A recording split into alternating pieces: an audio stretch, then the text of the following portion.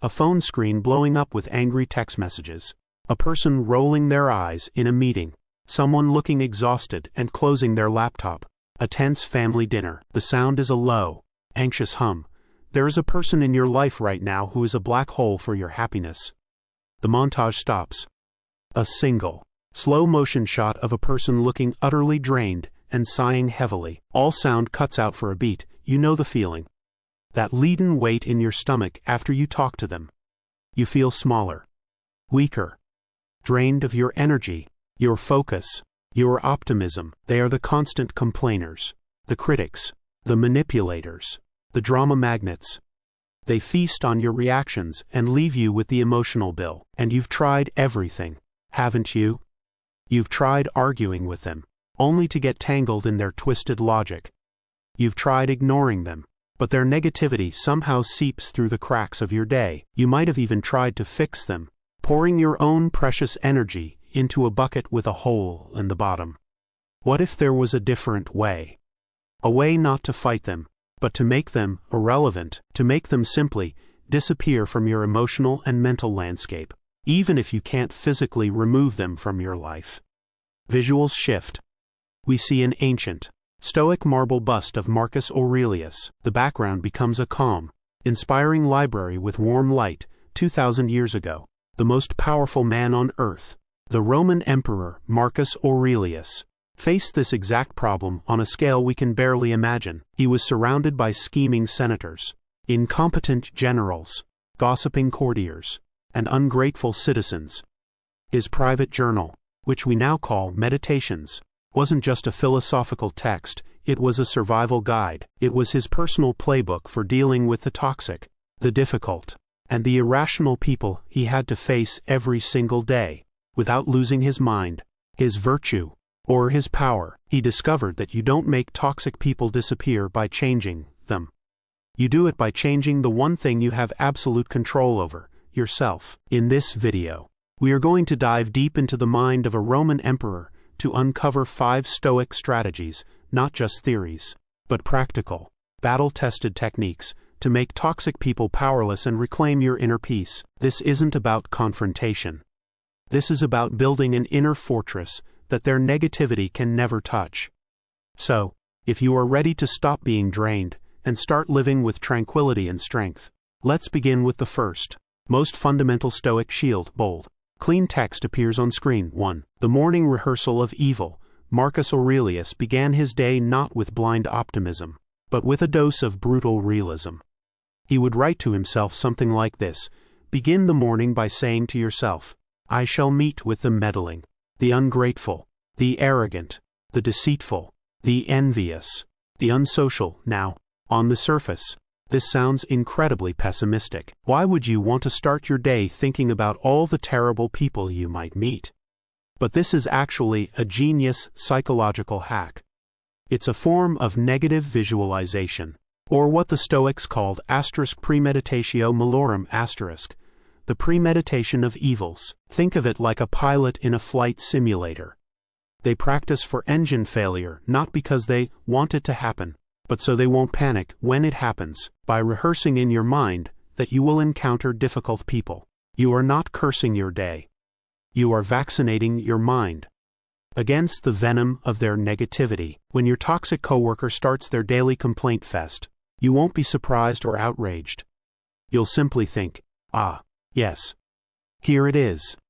Just as I expected, the shock is gone, and when the shock is gone, the emotional reaction is gone. You've taken away their primary food source, your surprise and your anger. So, here's the practice. Every morning, for just 30 seconds, think about the difficult people you might interact with. Don't stew in it. Just calmly preview it. See their likely behavior in your mind's eye, and then, most importantly, decide in advance how your best self, your calm, rational, virtuous self will respond.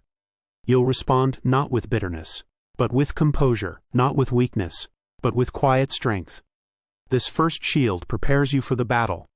The second shield tells you where the battle is actually fought. This is perhaps the most powerful and liberating idea in all of Stoic philosophy, gifted to us by the slave-turned-philosopher, Epictetus. He put it simply, Some things are in our control, and others are not. That's it. That's the entire game. The source of almost all our anxiety and frustration is trying to control what we cannot. And what is the number one thing on that list of things we can't control? Other people. You cannot control their moodiness. You cannot control their gossip. You cannot control their need for drama. Wasting even 1 joule of your precious energy trying to is like trying to command the tides. It is a recipe for exhaustion and misery. So, when a toxic person aims their negativity at you, you must stop and ask yourself this one critical question: what part of this is actually mine? Is their bad mood your responsibility? No. Are their passive-aggressive comments within your control? No. Is their twisted interpretation of your words yours to manage? Absolutely not. The only things that are yours are your perception of the event, and your decision on how to act next. You can't stop them from throwing the emotional poison dart, but you have 100% control over whether you let it hit you. You can choose to listen without absorbing. You can choose to offer a simple, non-committal response. You can choose to physically walk away. This isn't about being passive. It's about being precise. It's about focusing your power where it can actually have an effect on yourself. This realization alone can drain a toxic person of 90% of their power over you. But what about when you're in the thick of it? When their negativity feels overwhelming and all-encompassing? For that, the Stoics had a technique that is both humbling and incredibly empowering. Text on screen 3. Take the view from above. Marcus Aurelius frequently practiced a mental exercise of zooming out. He would write, look at the world from a higher vantage point. He would contemplate the totality of existence, the vastness of time stretching backwards and forwards, the billions of lives that have come and gone. Why? Because it puts our immediate problems into their proper context. That snide remark from a family member, that manipulative email from a boss, from this vantage point, what is it? It's a speck of dust on a speck of dust, lost in the immensity of the cosmos. This isn't to say your feelings aren't valid. It is to give you a tool to stop them from hijacking your reality. When you feel trapped and suffocated by someone's drama, perform this exercise. In your mind, float up above the room. See the person and yourself. Float higher, above the building. Higher still, above the city. See the cars like tiny ants, the grand dramas of a million lives playing out. From this height, how significant is this one unpleasant interaction? Does it truly deserve to ruin your day, your week? The answer is always no. The view from above doesn't erase the problem, but it shrinks it down to its true, manageable size. It gives you the psychological space to breathe and to act, not just react. This next technique also involves a change in perspective, but it's a more personal one. It's about changing how you view the toxic person themselves. This can be the hardest one to swallow, but it is a game changer. The Stoics believe that no one does wrong willingly. When people are cruel, deceitful, or manipulative, it is because they are fundamentally mistaken about what is good for them. As Marcus wrote, they act this way because they cannot tell good from evil. Think of a person behaving toxically not as a monster, but as a deeply confused and unfortunate individual. They are suffering.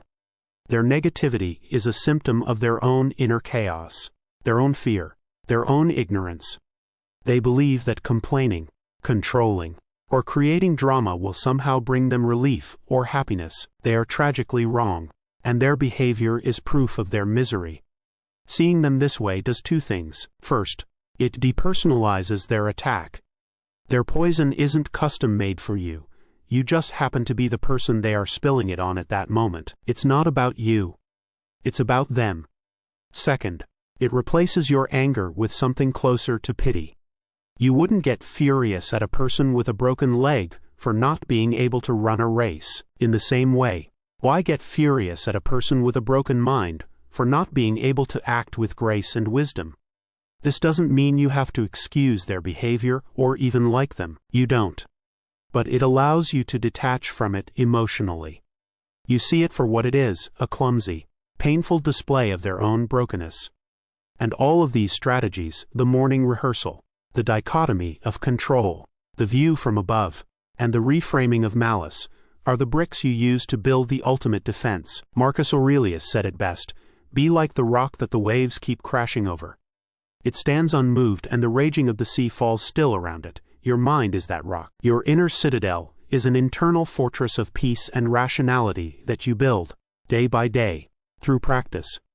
Other people can rage and storm outside its walls, but they cannot get in unless you lower the drawbridge. Every time you practice the morning rehearsal, you add a stone to the wall.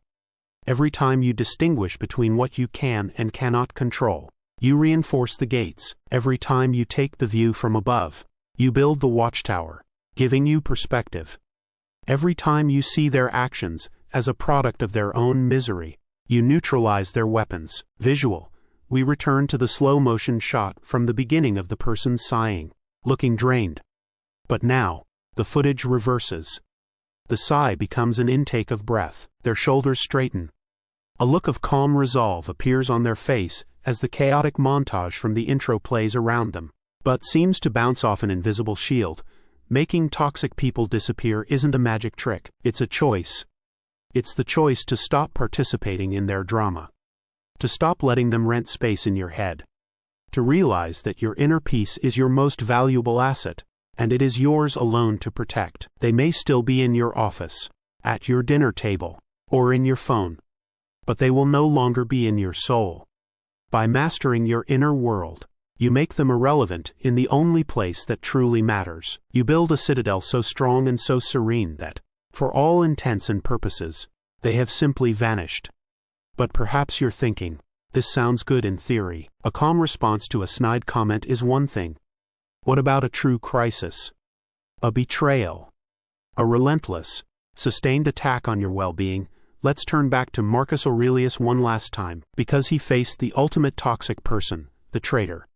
In the year 175 AD, while Marcus was fighting barbarian tribes on the northern frontier, his most brilliant and trusted general, Avidius Cassius, declared himself emperor in the east. This wasn't a gossiping courtier, this was a man he had loved and promoted, a man who now threatened to plunge the entire Roman Empire into a bloody civil war. It was the ultimate personal and professional betrayal.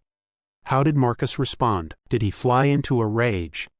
Did he descend into a paranoid spiral? Did he let the poison of Cassius's betrayal corrupt his soul? No.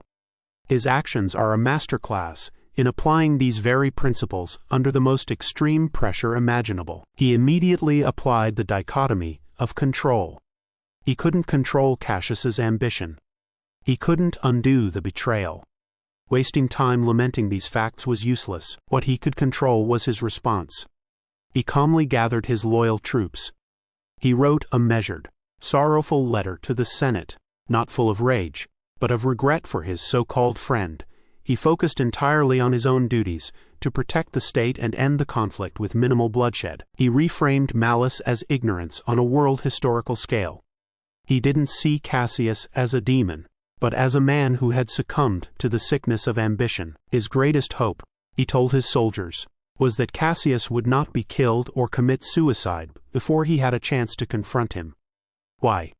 So he could forgive him. He wanted to show Cassius the error of his ways and bring him back into the fold. He saw the rebellion not as an evil act to be punished, but as a tragic mistake to be corrected. And through it all, his inner citadel stood firm. His letters from this time show no panic, only a steady resolve. He saw the event from the view from above.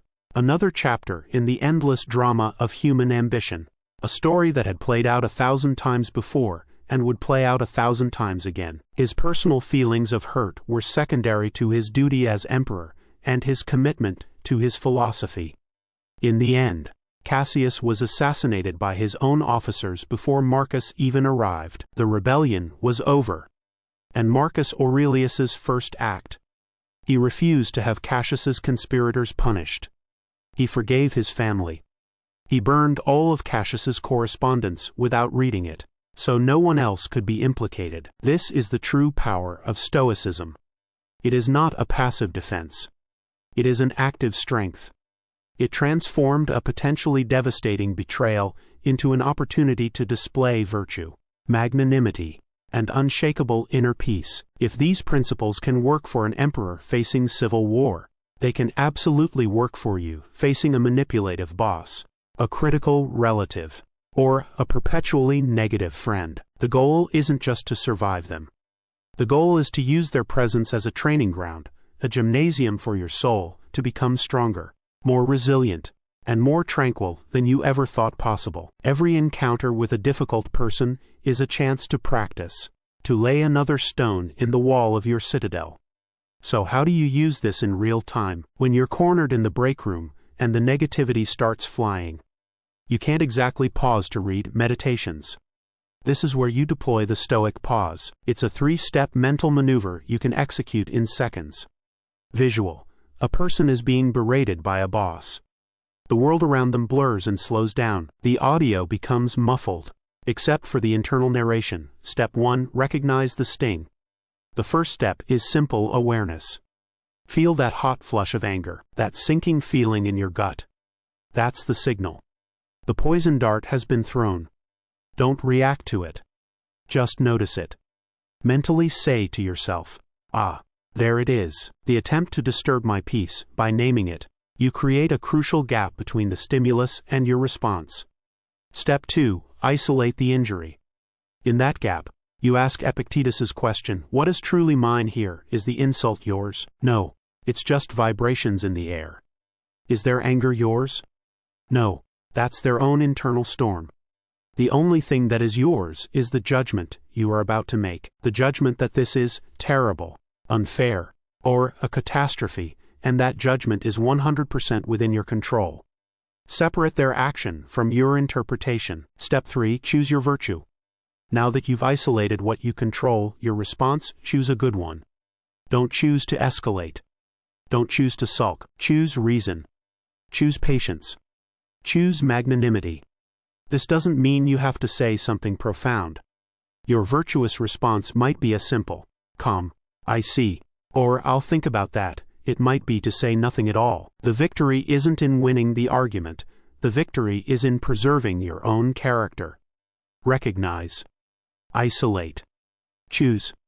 This 3-step process is your emergency drawbridge, pulled up in an instant, protecting your inner citadel. But this raises a difficult question. What if the person storming your walls isn't an enemy general or an annoying coworker? What if it's someone you love, a parent, a sibling, a partner? This is where many people misunderstand Stoicism. They mistake tranquility for coldness, detachment for indifference. But the Stoics were not emotionless robots.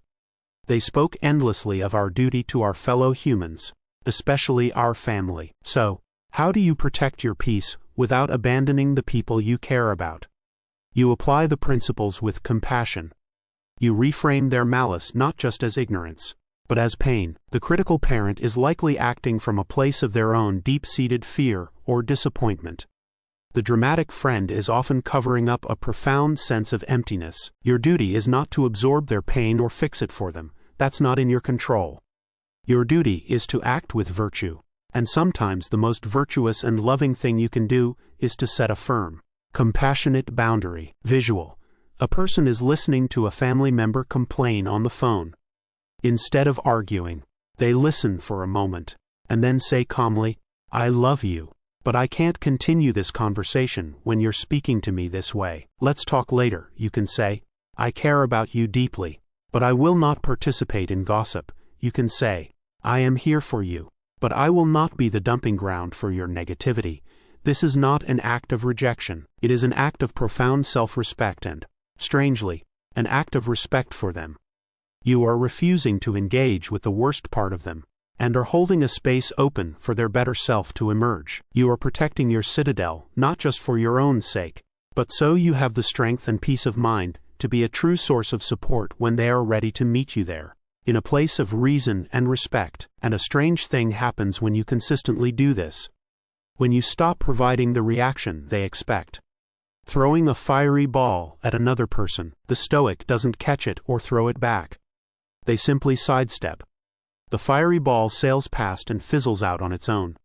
The drama magnet looks confused, then tired. You starve the fire, toxic behavior, especially manipulation and drama, often relies on a feedback loop.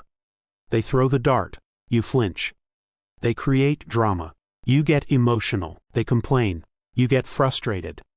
Your reaction is the reward. It's the proof that they have power, that they can affect you. When you consistently meet their negativity with calm composure, when you refuse to get tangled in their logic, when you respond to their outrage with quiet strength, you become boring to them. You have broken the feedback loop. You are no longer a source of energy for them.